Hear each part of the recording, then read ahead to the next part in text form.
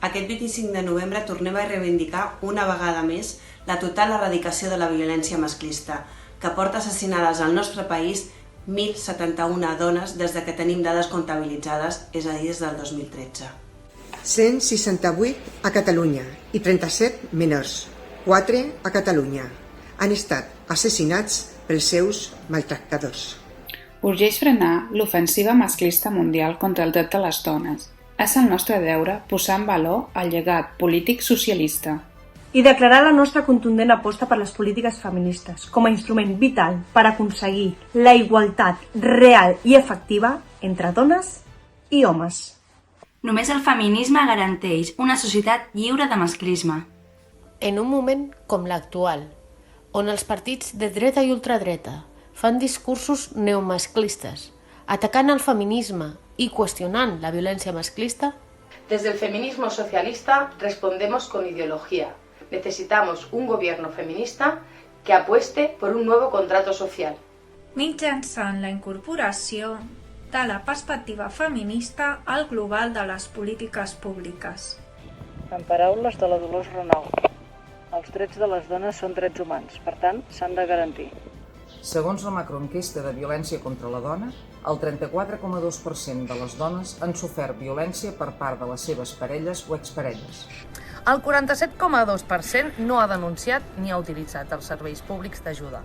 El 40,4% ha sofert assetjament sexual. El 60% de les joves entre 16 i 24 anys. A més, s'incrementen les violències sexuals grupals a noies menors. El estudio de mujeres mayores de 65 años víctimas de violencia de género revelaba una violencia sostenida en el tiempo con datos estremecedores. El 40% de les víctimes ha sofert violència durant més de 40 anys. I el 25% va patir entre 2 i 3 dècades. Estem parlant de tota una vida de vexacions, agressions, control i por. Una cosa similar succeeix amb les dones rurals. La seva situació és, en molts casos, tremendament dura per la seva invisibilitat social en estar relegades a l'àmbit privat i aïllades geogràficament. Com ja vam advertir, la pandèmia sí que coneix de gènere i ha empitjorat la situació de moltes dones. Les trucades al 016 es van incrementar exponencialment a tot el territori durant el confinament. Les dones només hem avançat en drets en governs socialistes, el dret al divorci i a l'avortament. La llei integral contra la violència de gènere i l'actual pacte d'estat, la llei d'autonomia personal i atenció a la dependència. La llei d'igualtat efectiva entre dones i homes, la lluita contra la bretxa salarial. O l'equiparació de permisos de paternitat i maternitat són només alguns exemples. I el Reial Decret aprovat el passat 31 de març de mesures urgents en matèria de protecció i assistència a les víctimes de violència de gènere?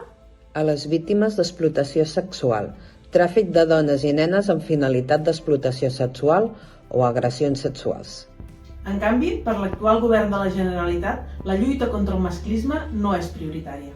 Les polítiques destinades a les dones tenen actualment un pressupost de 10 milions d'euros, 2 milions d'euros menys que en el 2010. Catalunya té una xarxa d'atenció que arriba només a 1 de cada 10 dones víctimes de la violència masclista. 9 de cada 10 dones no reben cap mena d'atenció. Una sociedad que aspira a ser realmente democrática y socialmente justa. Per això, per a nosaltres, la lluita contra la violència masclista és una qüestió d'estat.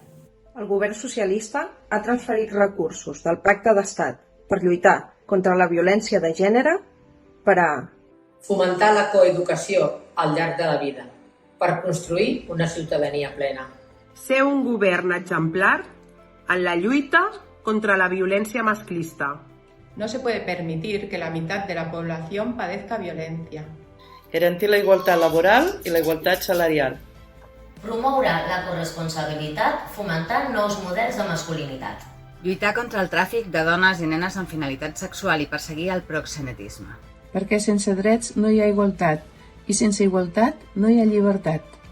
Reivindiquem una societat lliure de violència masclista. Davant els atacs a les dones, necessitem governs feministes.